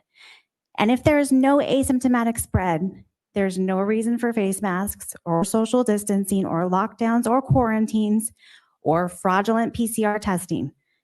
As Nancy mentioned earlier, the German study that found impairments caused by children wearing masks reported by 68% of parents. 60% of children were irritable, 53% had headaches, 50% difficulty concentrating, 49% less happy, 44% reluctant to go to school. In Austria, the courts there ruled that compulsory mask wearing is illegal. We will have all of this information also on our website, which I will send to you all, which is educateadvocateca.com. We have information on masks and harm and masks and efficacy. We have information on asymptomatic spread. We have information on schools and mask wearing in schools. And that's all journals and information and the science. Thank you very much. Thank you for your comments, Philip Figgis.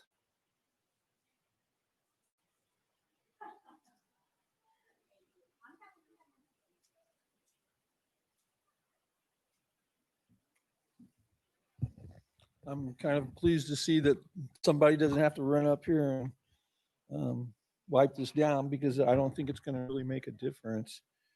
One of the things I've noticed in all of the time that I've been coming here to listen to the people, make videos of them speaking, post it on the internet, all that other stuff, is that the mass media, what some people call the fake media, they don't report on the stuff that we're talking about. Now, I've also noticed that our county board of supervisors has been very diligent to be educated on all the matters. That includes the ones that were here previously last month and before that. And I'm really appreciative of that because Mr. Hagman, I really think that you're really intelligent. And there's a warning signal to us that was presented by you in the fact that you were saying something about we should have IDs. And that brings into matter where we go, when we go, how we go is all going to be looked at now. And you're going to try to stop us from moving around and doing what we need to do just because we don't have a vaccine. I talked to my doctor about this vaccine stuff, and every year they have a push, especially the last few years, with getting this vaccine for influenza. And the influenza rates are not even being reported anymore, hardly. But the research that we've been reading over the last couple of weeks now says that all of the researchers did all the research on those COVID samples they got from CDC. They didn't find any COVID. They found influenza A and B. And they sent it to all the other research facilities, such as Stanford and Harvard and all that stuff. I think we need to really look at what the real effect of what's happening. What I see from all of it is there's money. There's money involved. And the way that you get that money is you make other people fearful. And we have a media system in this country that can strike terror into the hearts of millions of people who do not hear and understand what these people that have been coming all these times before the board, they study it, just like you're studying it. So the root of all evil is the love of money. And that's what's underlying this whole facade. And that's why people like Nancy Richardson get up here and call it a scandemic. It's a total scam. You need to let people exist. Thank you, sir. We're going to move up to the high desert. We have Melissa Wetzel.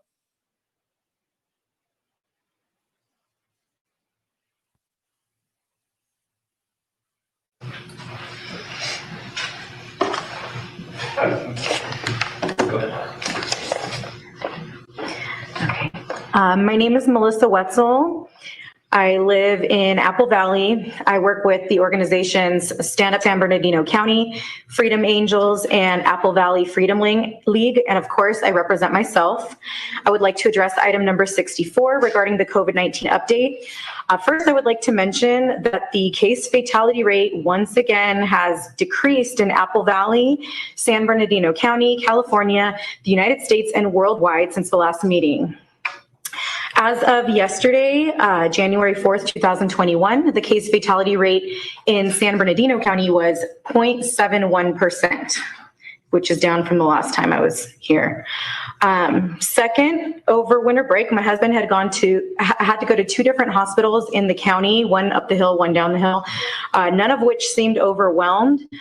We would like public health to report on the actual percentages of COVID-19 patients, ICU beds, et cetera, versus those who are in the hospital for other conditions.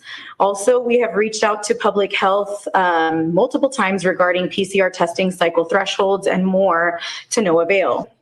Corwin Porter. Third, I would like to make mention of Supervisor Kurt Hagman giving mixed signals about whether or not vaccines will be mandatory in the last meeting. He requested a better system of proof, as my other colleagues have mentioned, vaccine for the purposes of travel, employment, et cetera, but then said they aren't mandatory yet, to his knowledge.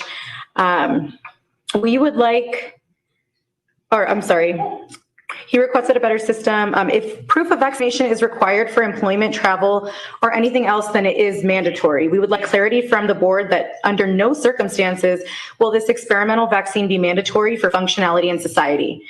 Fourth, I would like to address my district supervisor, Paul Cook. Supervisor, I just want to let you know that I've requested a meeting with you through your website, and I look forward to meeting you. Lastly, I would like to make all the relevant representatives aware that we the people intend to bring the protest to you rather than random street corners if we do not receive an adequate course correct very soon. It is our intention to operate within the law as always. Thank you. Thank you for your comments. That's all the requests I had to speak at this time. Item 64 was a report and receive and file only, right? There's no action needed on that. Yeah, no action needed. Sounds good. We're going to move on to item number 65. Acting as a governing board of the County of San Bernardino, Board of Governing County Service Areas, Flood Control District. And Matthew is presenting the long agenda item here. Thank you, Chairman. Good morning, Chairman, members of the board. I'm Matthew Erickson with County Finance. The recommendation before you today is to approve the county and each of its entities' first quarter budget report, which includes a discussion on changes in discretionary general funding, requested budget adjustments, staffing, and budgeted fixed asset changes. The quarter report includes an increase in total requirements of almost 177 million today, which are funded with 95 million in additional revenue sources, and allows for the use of $82 million in contingencies and reserves. That includes a net use of 74.2 in general fund contingencies and reserves. In the first quarter of each year, we typically update the board with the result of general fund operations from the prior fiscal year. So for fiscal year ending 1920, the county did end up with an additional 89.5 million in one-time fund balance, leaving the county with 158 million in available general fund contingencies if the board approves the recommended changes to contingencies today. The increase in general fund is primarily the result of additional departmental general fund savings at the end of the year and slightly higher than anticipated property related revenue. Given the continued economic uncertainty, along with the county's significant cost devoted to COVID right now, we are certainly hopeful that these additional resources will serve as a backstop in the event no additional COVID related funding is provided from the federal government. Aside from the recommended changes in discretionary general funding, the largest requested change in department budgets is for the Department of Public Health, which totals 34.1 million in additional requirements. This increase is tied to addressing the pandemic and the cost associated with that. Finally, with regards to staffing changes, Human Services Transitional Assistance Department is requesting the largest increase in positions, totaling a net 63 positions to the budget. This is due to the additional anticipated caseload for the department, which is funded by state and federal funding sources. With that, I'd be happy to answer any questions you have, and we also do have departmental staff that are available through conference call if you should have any questions specifically related to their departmental budget changes. Thank you, Matthew. Just a quick general one. It could be worse news for us going into this quarter, but at the same time, we were having supplement of federal CARES money through the end of the year. At this point, with the new bill that's only been passed, is some dollars coming in for testing and vaccination, but not the other supplemental income that we were getting prior to December 30th. Any updates on the federal or how burn rate, what we thought we're going to have for this time of year versus what we're going through right now?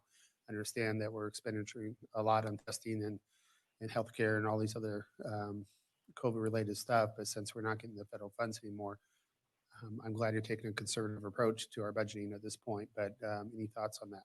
Yeah, so absolutely. We, as you know, the federal government did not approve additional, I call it CARES Act related funding, more federal funding. And so they did extend the deadline though from December 30th all the way out until next year, December. We've been estimating upwards of $30 million that should be left available from that CARES Act that we had available to continue to spend into the future. We do think it will be more, but we are working on the results of the end of the year, kind of claiming from departments. So we do think it'll be more than 30 million that we'll have kind of available left over from CARES Act. That being said, it's pretty significant cost that we're estimating especially as we're going through this surge right now. We think upwards of roughly $21 million a month is our burn rate that we're looking at, just specifically COVID-related expense. A large piece of that would be testing related. Given the surge, we're thinking 13 to 14 million of that. That incorporates other, alternate care sites potentially, as well as vaccinations. So it's going to run out pretty quick, in other words. Exactly. Yeah. One of the thoughts that we talked about in the past, but as we come through, and I do believe we get through this year finally at some point, the economy has been changed dramatically. And I want to make sure that our economic development department, in partnership with the cities and other business groups within the county, have the resources and tools they do to help start the new era of where people go back to work and those type of things, and can possibly come back with a report on that in the future meeting, and also a summary maybe of the CARES as we get through. I'm also hopeful that in somewhere after the change of administration in February or so, we get some more indication from the federal government if we have anything coming to help us get through this transition. Yeah, Chairman, we'll bring back an approach that economic development is working on how to engage not only our cities, but also our major industries within the county, so that we can start a conversation, a dialogue, and be prepared to do whatever we can as a county to help facilitate the economy getting back on its feet in a strong and quick way. Thank you. Any other comments on this? Any requests to speak in this item? We entertain a motion to approve the quarterly update. I'll move. A motion and second. Roll call vote, please. If I could please ask, the second was Supervisor Cook? Yes. Okay, thank you. Supervisor Cook? Supervisor Rutherford? If we could bring her up, please. Supervisor Rutherford? Aye. Thank you. Supervisor Rao? Yes. Supervisor Hagman? Aye. Supervisor Baca? Aye. Thank you. Thank you. We're going to move on to item number 66. Multi-jurisdictional item with the following entities, County of San Bernardino. You need to read the We need to read the title. ordinance on that one. Thank you. An ordinance of the County of San Bernardino, State of California, amending ordinance number 1904 relating to the classified and unclassified service. Thank you, Mr. Chair. Thank you. So on item 66, we'll open the public hearing, and we're going to get a report from Luther. Good morning, Luther. We're still got 3 more minutes for morning. It is still morning. Good morning, Chairman Hagman, members of the board, Luther Snoke, County Chief Operating Officer. We have the presentation up, please.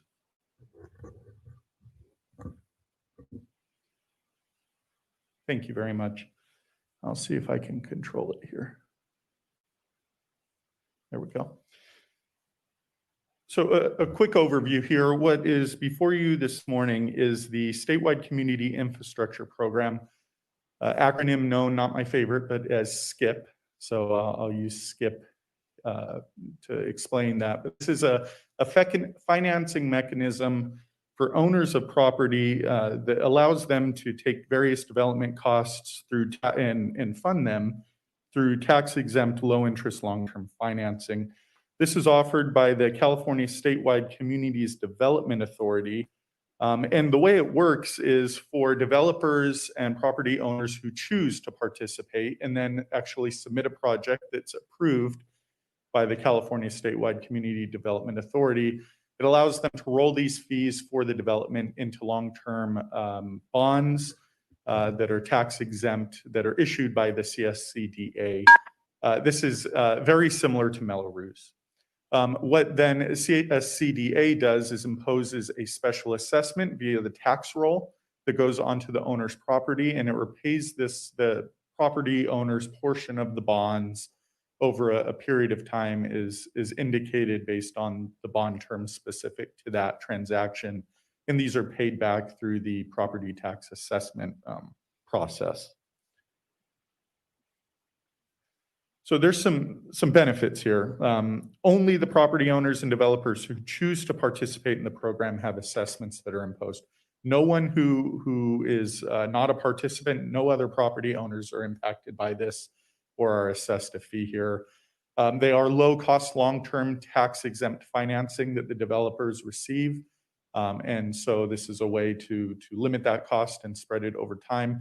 as well as they're fixed. So there is not an increasing, they don't increase over time. It's a fixed amount that exists over the period of the entire term.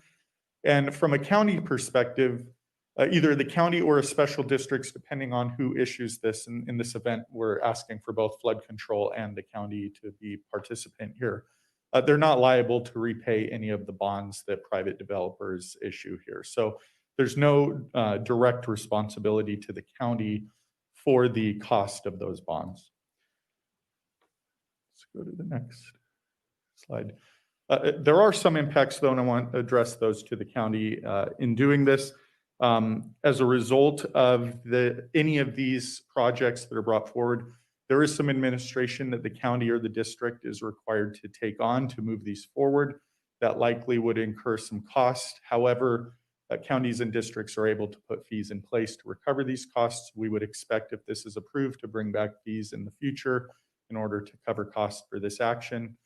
As well as it does require that each time a project is brought forward, the acquisition agreement for each of the projects will require the Board of Supervisors or the board for that entity or district to take action. So there is a process involved there. And then in short, there's no significant risk to the county and district in taking this action, nor is there risk to subsequent homeowners beyond the proportional assessment lien on their individual property. I did want to bring out, though, a point that, much like Melrose, these assessments are not likely to be tax deductible to the property owner, so they cannot claim them on income tax statements like you would your normal property tax.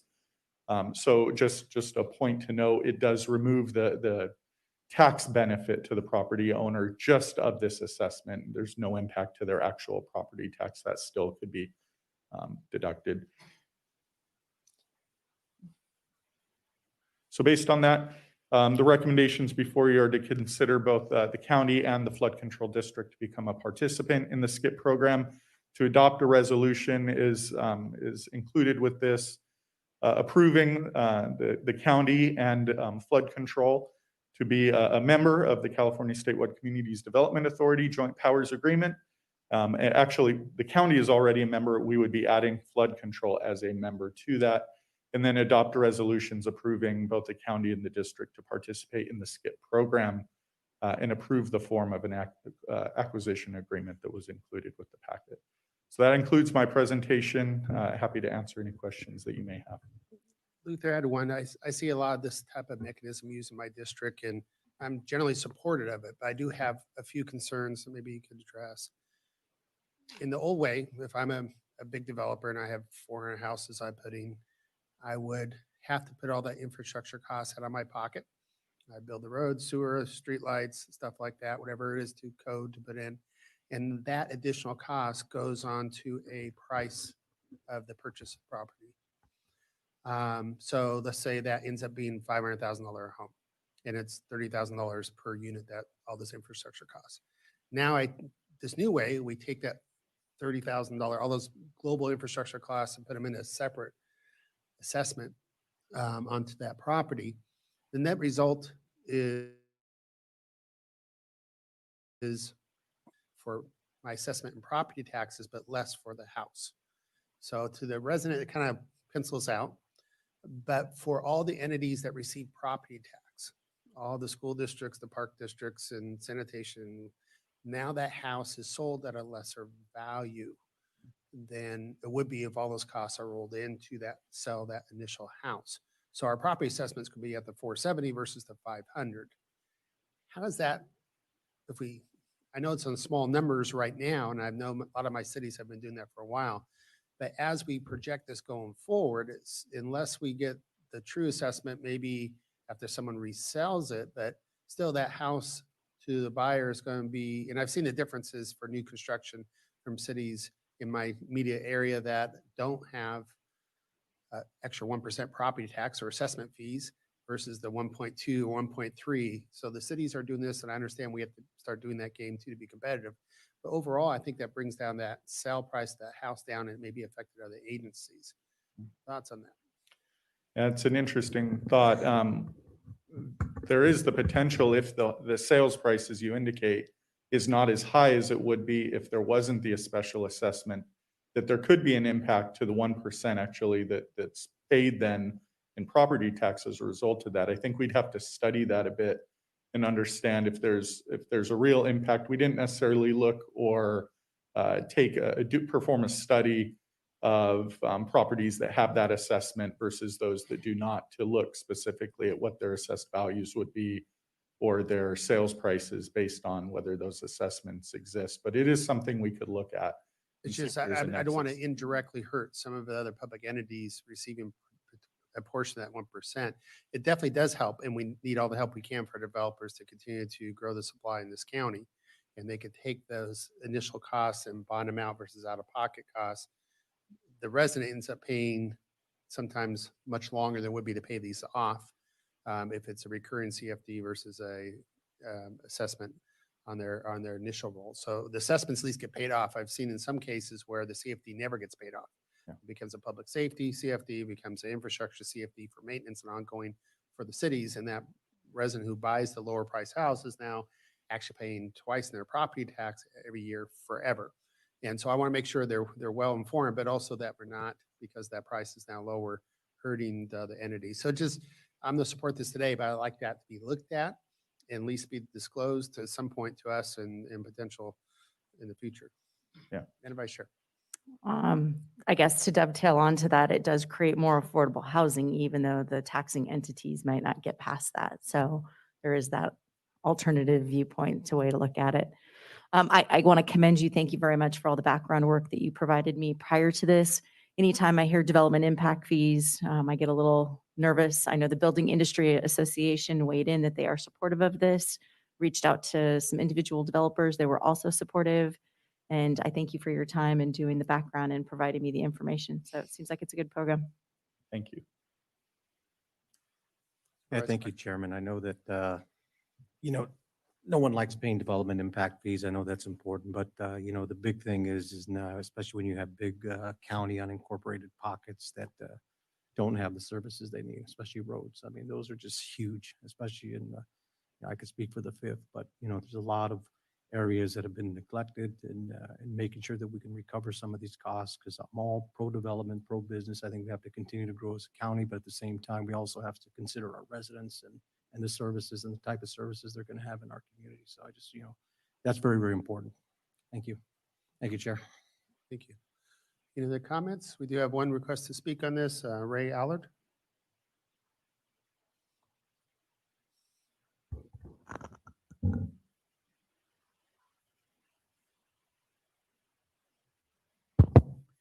Chairman, members of the board, Ray Allard, 12889 Dovewood, Rancho Cucamonga. I'm here to speak in favor of item 66, that the county does participate in the SCIP program. It doesn't obligate the county right now to finance anything through the SCIP program. It just gives an opportunity for that. I work with a lot of small districts and homeowners group in remote areas of the county. That is another group of people besides just the developers that might want to throw some debt financing on their property to build a roadway or water line. The county has a great special districts department that funds a lot of these, but sometimes the formation costs and everything that they're faced with are larger than the actual amount of money they're seeking.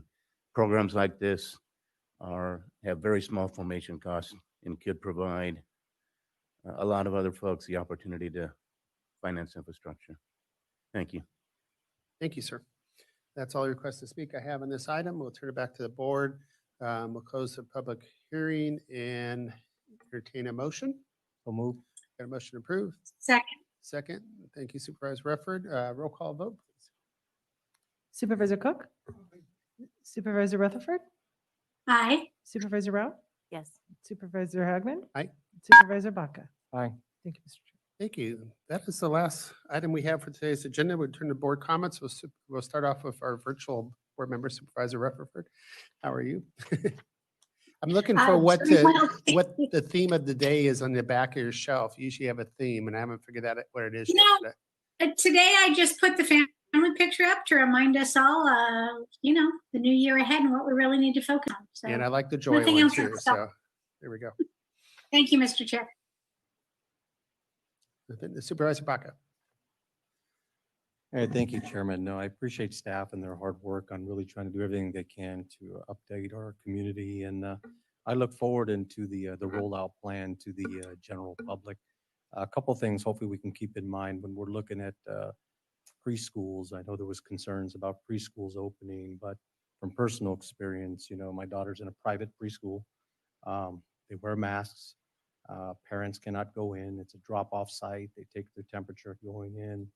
Hopefully those are some things we can consider to slowly get our kids back into school. And I'm looking forward to, I know the governor's talked about, starting with elementary schools sometime in February, and I hope that's part of the plan. And I just think socially, it's really harming our kids. Obviously economically it's a big challenge, but I know we're trying to do everything we can to deal with it. But just want to say Happy New Year to my colleagues. I know I didn't get a chance to say that, staff and all our bargaining units. Yeah, thank you for all the hard work. I'm looking forward to things getting better in 2021. And I think that we have some good plans and good things moving forward. So congratulations to the chair getting reelected and the vice chair, and look forward to good things happening. Thank you, Chairman. Thank you very much. Supervisor Cook. Yeah, I also want to offer my congratulations. Very interesting comments from the public.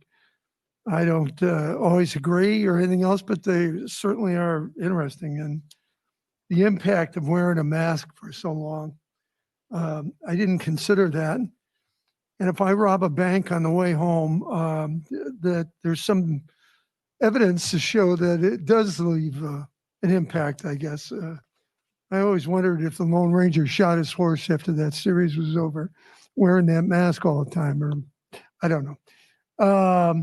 But the things about development and everything else goes back a long, long ways. When I was a council member or mayor, and I guess nothing is new, but we have the challenges. I think I don't know, the short time I've been here, the staff and how they're reacting to COVID. I've been very, very impressed. These are tough times, and everybody's got to pull together. And sometimes I think we don't give enough credit to all these people that are trying to make a difference. So keep charging. We'll hopefully we'll get there, and don't rob a bank on the way home. Thank you. Madam Vice Chair. Thank you for the opportunity to serve as your vice chair. I look forward to working with you all in that capacity. And I'd like to thank our vaccination team and all those working so hard in the medical industry, our folks over at ARMC. So thank you for all you're doing to help get us safe and opened up sooner than later. Thank you. Thank you. Just for me, first of all, I just want to thank you again to my colleagues for giving me this opportunity to serve. This is truly humbling, but definitely a team effort. And I know this is us collectively working on hopefully not as many challenges in 2021 as we had in 2020. There's quite a few, but thank you for that. I also want to have the opportunity to thank my staff, because for those, I know Janice has been through it, and others being in that position, there's a lot more administration to do behind the scenes, and they're the ones who have to do more of that. And so thank you for putting up with me in this position for another couple of years, and to my family the same way. Thank you for supporting. Look forward to 2021. I look forward to 2020 when it started being an innovative year, and we're doing a lot of great things. It's not COVID all the time. There's a lot of great technology we're working on. We're looking at economic development. We brought in some very big names in the county. Another Tesla company just came in just recently, besides Boring Company, and we're looking forward to keep advertising those opportunities that San Bernardino County is the great place to live, work, and play all the time. And thank you to the team effort of Leonard and your staff and the entire team of San Bernardino County to press on and just handle everything that gets thrown at you all the time. And appreciate that. I know they're working hard. I would like to give a word of caution to all our staff members here at the county that this month is going to be probably the worst month we see of COVID, and we need to take every precaution all the time. And for the residents to continue to be safe, don't bring the virus to your family at home. And to continue to watch every safeguard. We're on the home stretch, but we need to push through it for the next few months, but especially in January, it's probably going to be the highest level of where we're starting from, and the numbers are what they are. So be careful out there, and have a great 2021. This meeting is adjourned. Thank you.